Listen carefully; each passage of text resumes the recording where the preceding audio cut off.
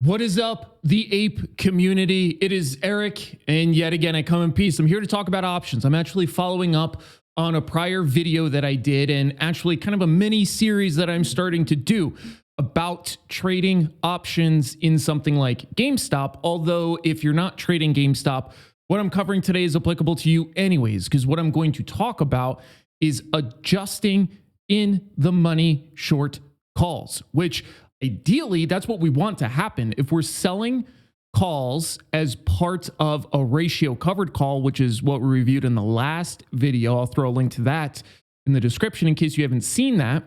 The whole point of this strategy is we're going to hold shares of an equity, in this example, GameStop, and we want to hold the equity anyways. That's the premise. And then we are holding something longer term, whatever your holding duration is part of your plan. But there are going to be periods where a stock might be a little more mellow, and we can see periods like that in this time frame, right? So we can see GameStop from really the middle/end of the summer until the 11th of November has been pretty range bound. So if you're holding equity during that duration, it's not really doing a whole lot, but you can sell some calls against some of your shares in order to collect some premium upfront. However, as with anything in trading, there's always a catch. The catch in this instance is sooner or later, the thing that you're selling calls in can start to move, and it can start to move pretty fast. That can create a problem, especially if you're actually not wanting to unwind your shares, which that's why we do it at a ratio.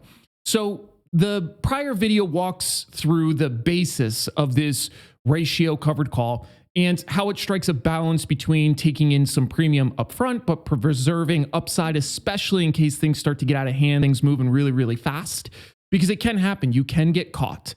However, especially in something like GameStop, which is very peaky, there are a lot of chances for you to adjust your trade so that you can keep your shares, but still be able to sell some short calls to collect something. And we actually went through an example during a prior live stream, and I captured data from that I'm going to review now. And this is really to condense down all of the lessons of that live stream into a palatable format so that you can follow along the train of thought. And then as always, if you have questions as we go through this, please let me know. That's the whole point of this. So if you'll recall, we used the example of this date here, the 16th of April. Why did we do that? Because I wanted to pick as disadvantaged point as humanly possible to start selling calls. Why is this so disadvantaged? Because the stock is at a low. So that means everything past this point, in hindsight, the stock has been higher. So we're selling short calls into what we now know in the future to be a very difficult time because it's just straight up, especially into this short squeeze that we had. So I thought this would provide a great example of how you can manage short calls in a very challenging environment, because managing a short call in this kind of environment, super easy. It's been a slow, gradual move up. It's had some down ticks. This is easy days to manage a short call. This is challenging. And the reason why this is so challenging is because when we get in, the price of GameStop, for the example, was in like the 10 handle. And then it's not seen that again. It's essentially never been not double that. So we're literally dealing with something where when we entered and started selling calls against it, it has doubled in price and not come back, which provides a really, really great example for us to work through. So this is the original video that I did about trading options in GameStop. And this one obviously introduces the ratio covered call. And then the video that we're in now is going to talk about the management. I realize that I don't have the same exact shirt on, but it's pretty damn close. I also realize that my forehead is disgustingly shiny. That's a little nerve-wracking. But that stuff aside, this is what we captured. So I don't expect you to know what this is right out of the gate. This is a very, very basic log that I built for us to go through the example together. So I'm going to describe to you what this is now so you can test it out for yourself. That's the point. Now, the entire premise of a ratio covered call is that you want to hold more than 100 shares. You have to be able to create a ratio. Why does it have to be that? Because of this, I will show you. Well, actually, I'm going to draw it for you because it's a little easier. So if we have 100 shares, our P&L graph will look like this with this. Well, let's see if I can get it at least a little straighter than that. Something like that. This is the 0 line. Now, when you have anything over, well, first let me just reset and do, what if we sell a call against this? So if you have 100 shares and then you sell one call, your P&L graph is now going to turn into this. And you see that it levels off. Just pretend that these lines are level. And that means that you now have capped profit potential, anything above the strike of this call. So what this can turn into, though, is provided that you have greater than 100 shares, literally even 101 will do it. Anything greater than 100 shares, it turns it into this, where it still will maintain an upside profit potential because this one share is now not covered. You have 100 shares that are covered by this one short call, because remember, each short call represents up to negative 100 shares. So these two cancel out. That leaves your one share alone and unafraid out there to build profit for you. So the name of the game there is to determine how many shares you want, how many short calls you want, and the prior video goes through all of that. This video, I want to specifically talk about the management of the short calls because that's a tricky part of this game.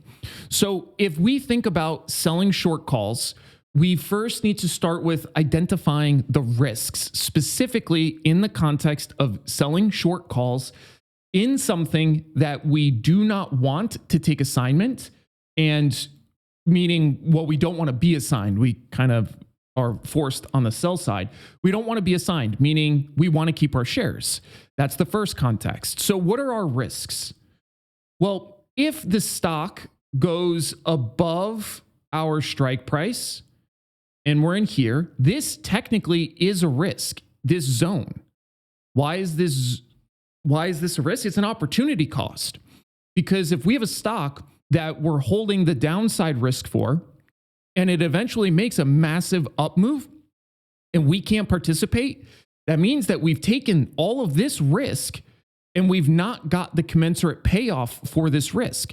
So that can be part of your strategy. It can be accepted. It can be fine. It's just a consideration. That is an absolute opportunity cost. I consider that a risk to the strategy. The second risk in the context of you not wanting to let go of your shares is early assignment. This is one we're going to have to pay attention to, especially on something that tends to have really big moves. Now, when are we at risk of early assignment? There's two primary periods. The first one is when extrinsic value is about 0. And this really becomes more pertinent, I would consider, when it's less than a dime, 0.10. And even that's a little high. That's kind of like an early warning system. When it's like sub a nickel is when I would consider to be moderately accessible. But even then, it's not entirely rational. And we'll talk about why early assignment is not necessarily the biggest risk if it's managed, but we have to manage it. Now, the second period is if we have a dividend coming up and the dividend yield is greater than the extrinsic value. So let's talk about these two scenarios really fast, because if you're new to options, this might make no sense to you, and that's okay. We will literally be able to describe all of it very, very simply. And what I want to do is actually go over to the platform and use some live examples, because I think this might be a little easier if you can look at a live example with me. So let's take a look at GameStop. Let's go to 13Ds. And let's take a look at these options. And if you'll recall, every single option has two forms of its value. That's what creates the premium of an option. We have intrinsic and extrinsic value. Intrinsic value is simply how far in the money something is. Extrinsic value is a composition of time value, how many days are left to expiration, and then also volatility.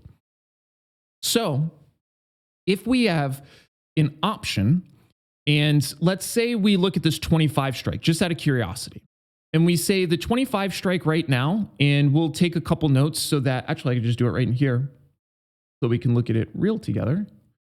So we take a look at this 25 strike right here, and let's say that we're short the 25 call. That is now pretty far in the money by like $4.50. That's the current premium. Spot price right now is, well, let's just call spot price 29. And we have a strike price of 25. So that means we have $4 of intrinsic value. And the reason why I know it's $4 of intrinsic value is because our strike price is 25. The underlying is currently trading at 29. So the difference between those, because this is a call and we're in the money, intrinsic value. Then for the extrinsic value, I just showed you that the option here is trading at a premium of 450. So if we have 450 less our intrinsic value, gives us 50 cents. So this is how much extrinsic value is left in the options.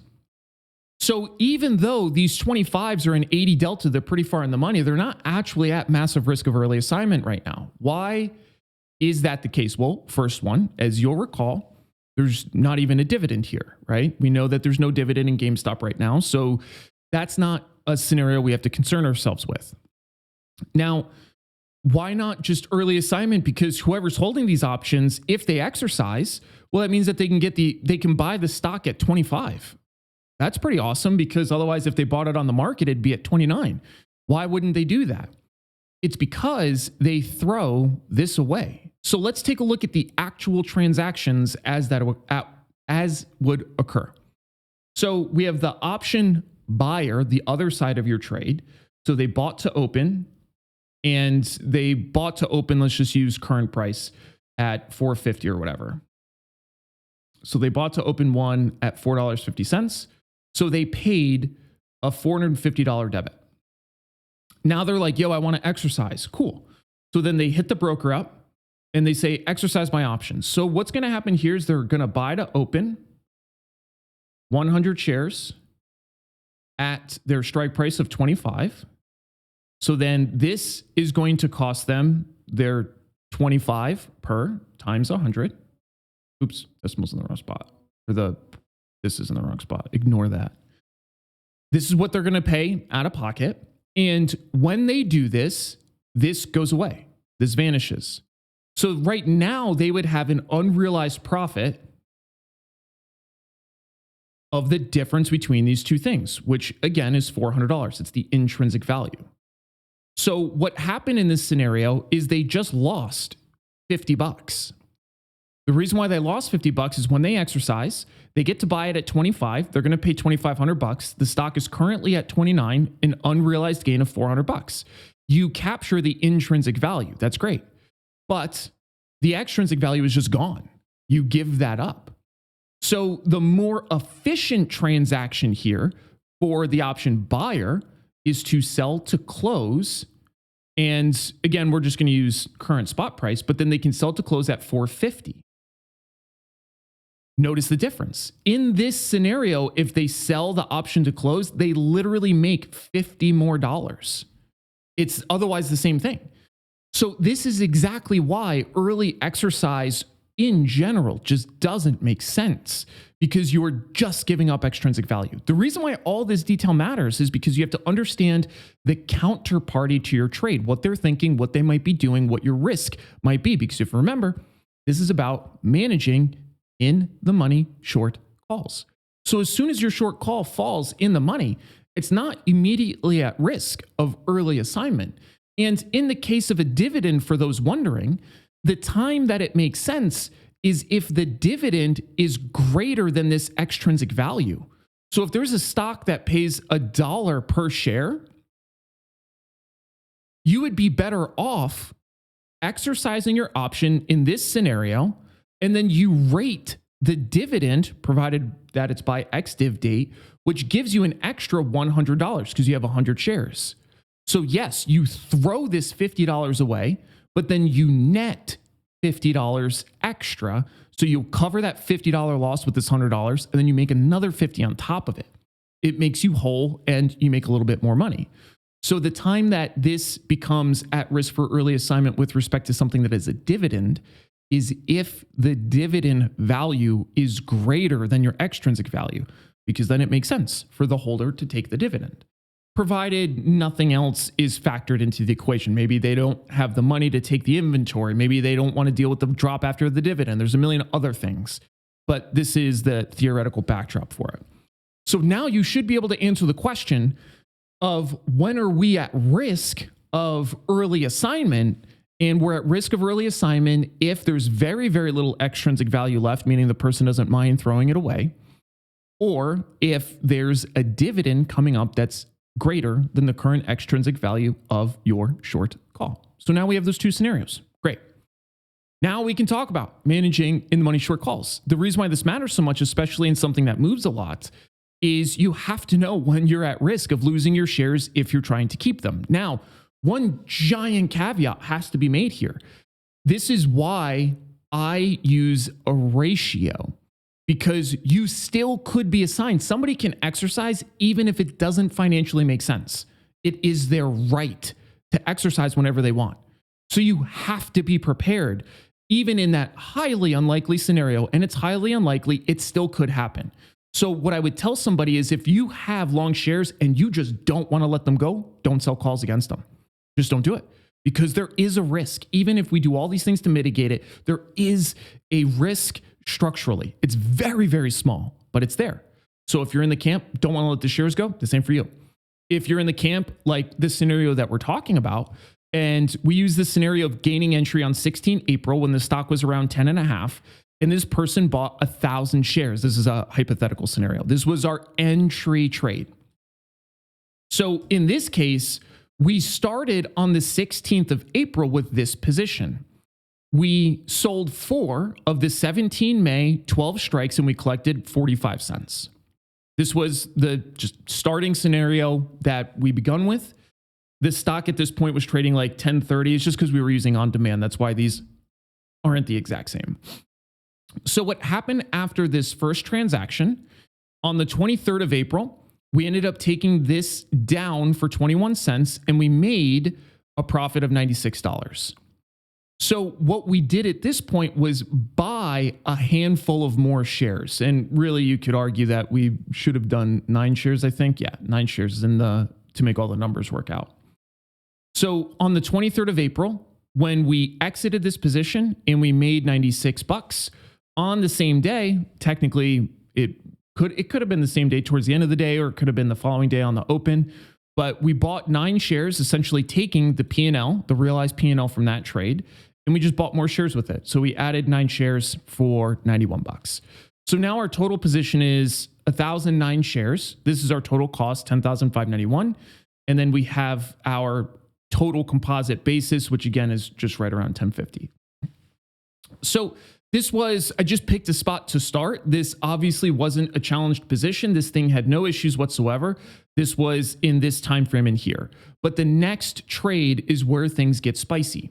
So on the 23rd of April, and we can go back to that day in on demand. It'll take a second for it to load, but let's go back to the 23rd of April here, and I'll let that start to load while we're there.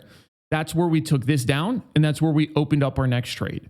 And that was another 4 lot of the 21 June 14s now for 54 cents. So notice a few things. The first thing is, if you take a look, we're keeping a really healthy ratio. We use an example with a 5 lot. We use an example now with a 4 lot. But the whole point is, if we have a 4 lot, that means we have 609 shares that are uncovered. So this means we still have massive profit potential, and we're only using this to collect a few dollars up front while we're waiting. In this case, we're getting a $216 credit. And again, this is under the context of the stock is going down. We don't really know that there's going to be a massive squeeze if we actually put ourselves in this scenario. I don't think anybody knew it, especially at this point. There was no sign in the options markets that anything squirrely was going on. None of that was there. So with all of that being said, we can rationally say, oh, okay, let's try to sell some calls, make some money while this thing is going down. Maybe we scoop up some more shares because we like GameStop. We like the stock. We think it's going to go up. So that's what we did. We have this position on now, and we literally can go into the options chain together and take a look at it. So we go in here. I think I said we did the 21 June. Why didn't we do the 17 May? It's because, if you remember in the last video, we try to strike a balance with the duration, how much money we're making, how much time the trade has to work and whatnot. I purposely use the 59 days to expiration to actually hamper myself. This makes this scenario more challenging. Why does it make it more challenging? Well, it makes it more challenging because there's so much time left in these options. You actually run out of what I call expiration liquidity. So you notice here that there's an expiration in 3 days, then in 10 days. So there's a 7-day difference here, then a 7-day difference here, then a 7-day difference here. But then notice as you go further out here, it expands. It's much greater than a 7-day difference between these two and then between these two. So as you get further out in time, there's less expirations just because there's less liquidity. There's not as many people trading that far out. So we tend to see centralized liquidity and near-term expirations, especially in something like GameStop. So this puts me at a disadvantage because we actually have a big move in this scenario shortly after entry. And this is all the way out like 60 days to go. This is about the max that I would sell short calls unless there's extraneous circumstances, which we'll talk about in a second. So we come in here and what did I say that we picked? We did the 14s for 54 cents. They might trade. Yeah. So they're trading right around there. Again, the timing is slightly different. I'm using 0900 Pacific time. I'm just picking something. So we'll just say that this is 54 cents for the example. Great. So now let's fast forward time because we can tell and we know that things start to get really spicy. So let's go fast forward a week and see what happens. So stock starts to rally. Now, in my world of managing short calls, if the stock rallies like this, I don't really care. I'm not even at my short strike yet. There's not a lot for me to do. So I'm not going to bother doing anything. Now, another admin note, when it comes to managing short calls, one of the best things, or managing any short option, by the way, one of the best times to roll is when the strike price equals the stock price, when they're the same. Why is that the case? Well, it's because if we take a look, let's go to the 17 DTE for the example. If we take a look at stock price equals strike price, meaning the at the monies. Let's just call it the 11s. These 11s, let's say that you sold the 11 calls back when it was 9. So these were out of the money. And then they come at the money. This is showing you that directionally you're wrong. The stock is moving. Now, whether it sustains the move, we don't know. But when an option is at the money, it is the point where it has the most extrinsic value. So there's a part of natural traders that are like, well, I don't want to buy that back if I sold it. That doesn't make sense. However, as an option goes further and further in the money, it gains more and more intrinsic value, and it has less and less extrinsic value. So when you buy back a really deep in the money option, you're buying back a ton of intrinsic value that does not decay. It's intrinsic. So that means you have to go really far out in time in order to compensate via extrinsic value all of that intrinsic value that you have to buy back. So we'll take a look at a couple examples of that to help the point settle in. Feel free to listen to that 1 or 2 times through if that sounds super weird, but it has everything to do with the constitution of the price of the premium and how we can manage it. So again, if you don't need all those details, suffice it to say, you will have the most amount of choices as you're being challenged to roll your option when the strike price is equivalent to the stock price, give or take. Doesn't have to be exactly, but close enough. That's when extrinsic value is the highest. That's what ultimately will decay out of your option. So if we take a look, let's say we had these 6 calls. There's like no extrinsic value left. Let's say that they're trading for $5.12 and I want to roll them. It means if I want to roll these for a credit, I have to get at least $5.12. So where can I get $5.12? Well, if I roll out to the 7 Junes and I look at the 6s, can I get $5.12? Maybe. The bid-ask spread is so wide because it's so far in the money. Unless I can hit it at the midpoint, I might not be able to. That's because it's so far in the money. I'm buying back so much intrinsic value that my choices are truly limited. And notice how I can't get any basis improvement. There's no way that I'll be able to get these 6.5s again, because of liquidity, I need to get at least 512. If I get filled there, the probability of me getting 515 on these and moving up half a point is very low. Definitely can't get a point improvement because these are for 470. Now let's take a look at another scenario. If we had the 11s fall in the money, you have to buy these back for $1.15. So let's go out to that same expiration and see where can we get $1.15. Well, we can get it here at the 13. We can get $1.19. But notice the basis improvement we get. We can move from an 11 strike to a 13 strike. I can move 2 points away in the same time frame as compared to the other scenario that I would be lucky to move 50 cents. So that's how that relationship works. And it's a delicate balance between expiration liquidity, meaning if you go too far out in time and then the move just keeps happening, you just have to sit there and deal with it because you can't keep rolling out forever. You're literally going to run out of expiration cycles to pick from. So that's the balancing act here. So going back to this, we sell these and let's now fast forward and get some time under our belt. Let's go to the 7 May expiration. Starts rallying here. Now, in reality, if this were my actual trade, I absolutely would roll it in one of these 3 days. There's no doubt in my mind. And it's for a litany of different reasons. It's not because of I know what's going to happen, because obviously I do. But when you see this kind of one-sided massive strength in something that takes a pause, that's a great time to try to get an adjustment. So let's take a look at what we could have adjusted for. We're not going to, because I'm, again, trying to use a really difficult scenario for the example. So I'm not giving myself the easier out that I would take. I'm just letting you know that there's no way that I would let it run through those 3 days and not do something with it. So let's see what these 21 June 14s are trading for right now. So the 21 June are still 45 days out. And these 14s are now $1.50 in the money. There's a lot of extrinsic value left. We could take these in for $3.90. The only choice you have is rolling it out 73 days. So if we go out here and we see where can we get $3.90, you can get it to the 15s. And this is the problem with waiting too long, because with this kind of move in something like GameStop, as this is making these meteoric rises, volatility is jacking up.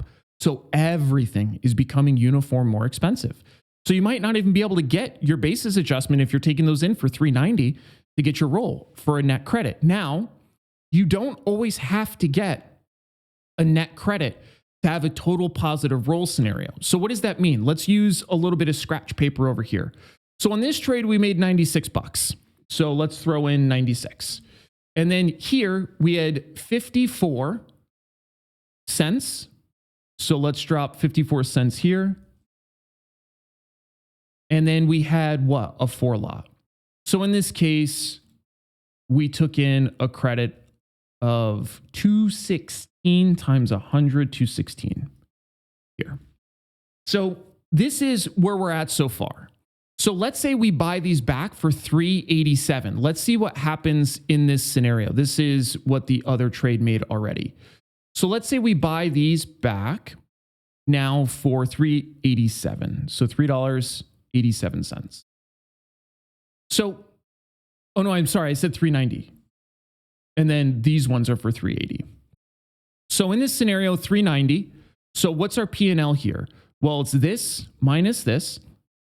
So we lose $3.36. That's the net loss that we're taking. So realistically, this is what we need to make, because we're just essentially counting this 54 bucks that we collected as the net credit. And we're just saying, yeah, okay, maybe we just give that back. We're not counting that as part of the total loss because that was just a credit that was tied to an open trade. So this is what you actually need to make. And then if we take a look, then we have another 4 lot and we do it for $3.87. This is not a net credit. You're shy 3 cents. But in actuality, you're still fine. You would make money. So let's take a look at this times 100. I'm just doing all of the math out for you. This times 100. So what happens here? You'll notice that even though from 390, what we closed at, to selling to open the new ones at 387, which is a 3-cent debit technically between these, you still actually have collected enough once you include the prior credit you received here and then the prior P&L of the original call. Now, you don't have to include this because we put this in stock. Technically, this is gone. But I just want to make sure when people say like you always have to roll for a net credit, you don't actually have to. You just have to track your math really well. And in this case, you would be fine in this hypothetical scenario. But let us continue beyond this because for the sake of this scenario, we did not do that. We literally waited until the last moment that we could, which would have been on the 13th of May. The reason why the 13th of May was the last moment, you'll see, big, giant move. Big, giant move. And now if we take a look at our 21 Junes and we have the 14s, let's take a look at these 14s. You'll notice a really important detail now. We are running really, really fast out of extrinsic value, really fast. These have gone so far in the money. They're at an 86 delta. They're essentially $15 in the money. So right now there's maybe $1 and change left of extrinsic value.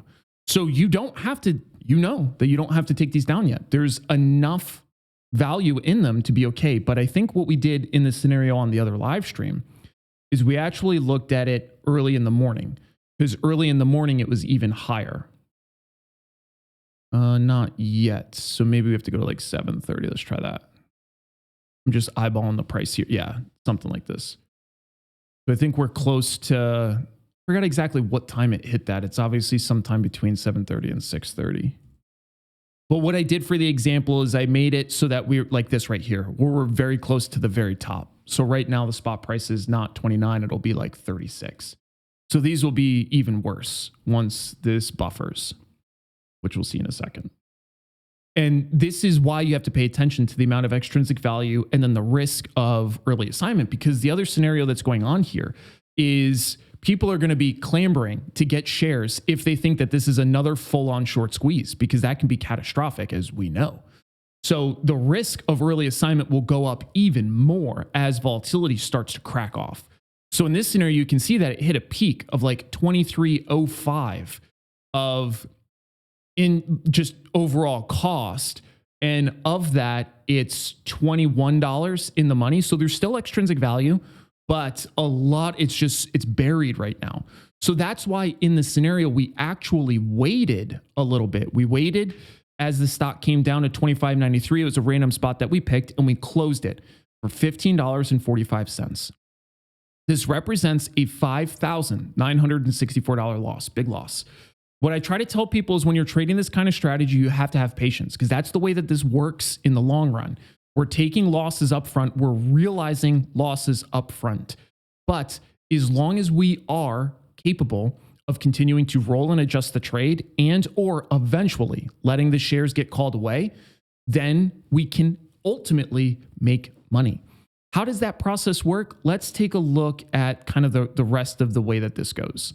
So somebody said, I think before, I forgot, we looked at an example in the live stream where somebody said something about, well, this is only because the stock didn't keep going up or something like that. And it's a great point. So let's say that GameStop actually maintained this meteoric rise and you were in the very, very rare but possible scenario that you just couldn't roll. So let's pretend all of this isn't here. And let's say that you originally sold this for 54 cents. And let's say that in order to close this here, let's say that this was like 30. So this would have been a massive amount of money in order for you to close. So instead of $15, it's double that. So instead of it costing a $6,000 debit, it's like a $13,000 with the rest of the change added in. So like a $13,000 debit, something like that. Just a massive amount of money to close. And let's just say that the stock kept going up and there was no point to roll. Well, that's when you have to be prepared to part with the shares. And that's why we do it at a lower amount. Because even though that you're unwinding some of your shares at this point, 400 of them, you're going to make a killing because you got in for 10.5. And in the scenario that we're talking about here, maybe it's at like 60, the stock. So you make a ton of money. And more importantly, you always have that exit window of just let it get assigned. Just let it be done. Because let's use one other scenario. Let's say you completed that first roll and then you were like, okay, this isn't working anymore. Let's say we're in this scenario now. And what I'm trying to show you is that you always have that exit. So in this scenario, we sold the first for 45, bought it back for 21. We made 96 bucks. Then we sold for 54, bought it back for 15.45. We lost $6,000 about, and we're like, okay, this is getting rough. One thing you'll notice is that I actually increase the lot size. We go from 4 to 6. Why do we do that? It's so that we can get a basis adjustment. As I showed you in that other example, trying to roll the 6s, once they fall so far in the money and there's so little extrinsic value, it's very difficult to get anything back out of these without adding a little bit more risk. Now, what's the drawback? The drawback is now instead of having 200 shares, you have 200 more shares covered here. You go from 4 to 6. So you have to be prepared to run this all the way through, either through management or acknowledging at some point that the jig is up and you're going to have to let now this new number of shares go. If you're uncomfortable with that, you either take the exit here or you just try to roll out and not improve your basis, or you go out further in time. Like there's other choices available to you. This is a slightly more aggressive approach, but it's designed to get us out of trouble faster. You have to have the stomach for it. That's all there is to it. And again, if you're uncomfortable with that, don't do it. You don't have to do it. But in this case, I'm able to improve my basis by $1, even though the stock has gone up 60% from when I first entered this position. So this is a massive win to be able to make this kind of adjustment. But all that aside, let's say after that adjustment, let's just pretend that this scenario didn't happen where we exited. And let's say that the stock just kept flying up. It was just absolutely skyrocketing up. Well, here's what happens. If that occurs, and let's say that you had this 6 out, so you would have your 600 shares that you have for 10.5. You would sell to close 600 of those, and you would do it at $15. And then you would keep the entire premium. So in this case, you would keep the credit of $69.90.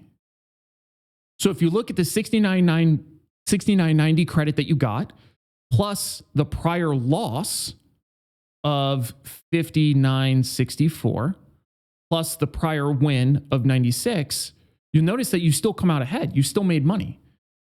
So what I'm showing you is that there's always an exit.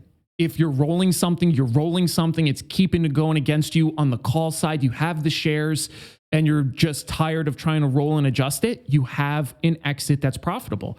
You might be upset about it because you're like, well, shit, I'm selling them at 15 when right now they're trading at 60. That does suck.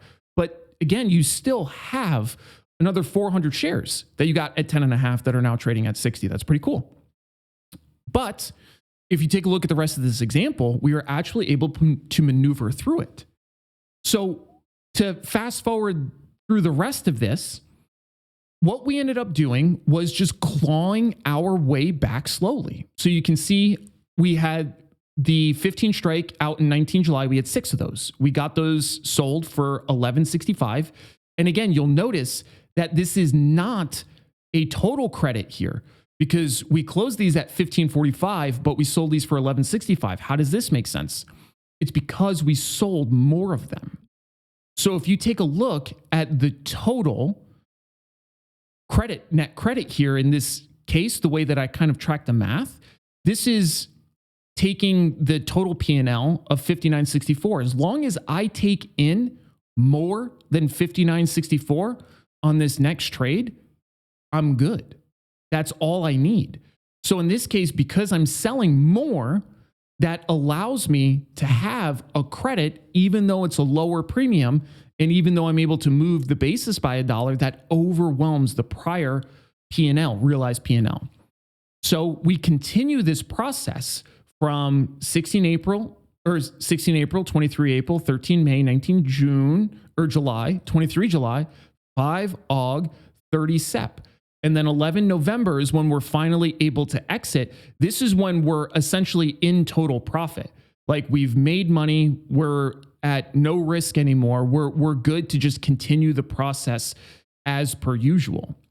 So essentially from this point on in 23 July is when we were able to get this flattened out so that we were down $15 flat. And then we're able to just run standard programming from there. We can either maintain the size if we want. We can scale the size down like we did here so that we don't have as many shares covered. But you'll notice that I strategically use increasing the share sizes to give me bigger basis adjustments. It's a slightly more aggressive approach. So this is the game that we play here. Now, one other thing I want to mention to you is this little break-even requirement. Sometimes people don't understand, like, let's say we're in this scenario here. Let's say we just realized the loss of $5,964 and we came in here and we sold 6 of the 19 July 15s for $11.65. This up here tells me what I need this premium to be trading at in order to hit a break even. That's what this tells me. So for example, we have the 1165s. I just pull the data out of here. We pull the 1165s times the 6 lot. We weigh that against the realized P&L leading into it. And this is using the total P&L. We can use whatever P&L that we want. This tells me that I need these 1165s or the 15 strike 19 Julys that I sold for $11.65. I need those to be trading at $1.87 in order for this to be a break-even trade. And I'll show you exactly what it looks like just so that it's clear. I know that might sound weird. So I'll move this out of the way so that there's no noise. So what I'm doing is I'm taking the P&L from the prior 2 trades. And again, we don't have to take this. We can get rid of that. We can just say that we want to use this, the 59.64. So let's do that. Minus 59.64. And we're doing that because we're saying, well, we put this into more shares, so this isn't even there. So 59.64. In this case, we have that roll that we talked about, 6 of these 15 19 Julys. We sold them for $11.65. We need them to be trading at $1.71 in order for these 2 trades essentially to cancel out. So let's try that. So let's type in $1.71. Let's pretend that's where we closed. And voila. Notice how the sum is now 0. So if you're curious how to calculate this, all I'm doing is taking the relationship. Well, let me see if I get this out of the way. Taking the relationship between the realized P&L of whatever I'm trying to overcome, and I'm taking that against the lot size and the premium for an adjusted net credit for the other trade. So let's work through it literally step by step. I'm taking the lot size times the premium for the roll trade. That gives me, again, what I call an adjusted net credit.